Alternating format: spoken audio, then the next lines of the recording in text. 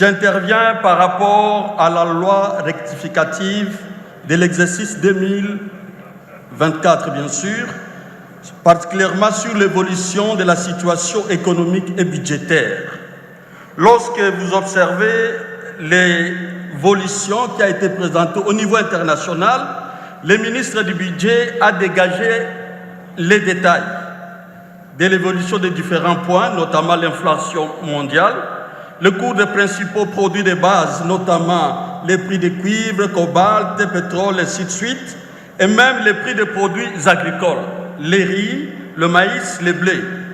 Mais lorsque on arrive maintenant à faire la situation économique nationale, il n'y a rien. Il s'est juste limité à l'évolution de l'inflation et au taux de change. Rien par rapport au cuivre, rien par rapport au cobalt, rien par rapport aux produits agricoles. Est-ce que les données n'existent pas? Est-ce que nous n'avons pas de données par rapport à ces éléments-là? Pourquoi on s'est limité juste à l'évolution, à l'inflation et au taux de change? Comment allons-nous planifier sans données? Est-ce que ça existe ou ça n'existe pas? Parce qu'on n'en trouve pas. Pourquoi s'intéresser plus à ce qui est international et on ignore ce qui est national? Et donc ça nous préoccupe quand même. Honorable Président, notre population a besoin de connaître les prix des produits de première nécessité, notamment les prix des produits agricoles. Quelle est l'évolution des prix des farines de maïs? Les prix de l'évolution des farines de riz, de manioc, ainsi de suite. Ça, c'est ce dont on a besoin. Comme ça, on peut bien planifier. Mais rien n'est dit. On se limite bien sûr à ce qui est international.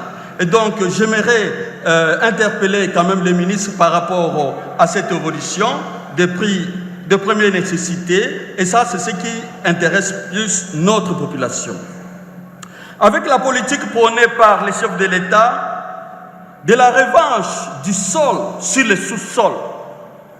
Ça, c'est ce que le chef de l'État a dit, qu'il faut qu'il y ait revanche du sol sur le sous-sol. Mais comment on va le faire sans données?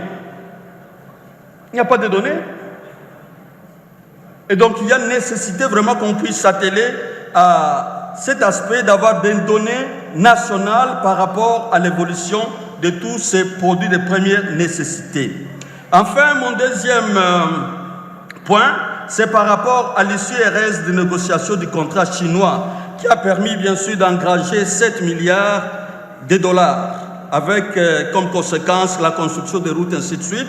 Mais je vais m'atteler plus à une des routes, la route qui va de Bukavu à Kamanyola jusqu'à Uvira, bien sûr plusieurs fois lancée, mais qui n'évolue pas. Et même les petits travaux qui sont faits, ils sont très très mal faits.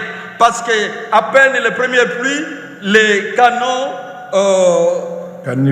les caniveaux bien sûr, ont commencé à être détruits. Alors je me dis, est-ce que vraiment l'appel d'offres avait été bien exécuté ou non? Est-ce qu'il y a des analyses qui sont bien faites aux différentes offres ou non? Ça, c'est une grande préoccupation.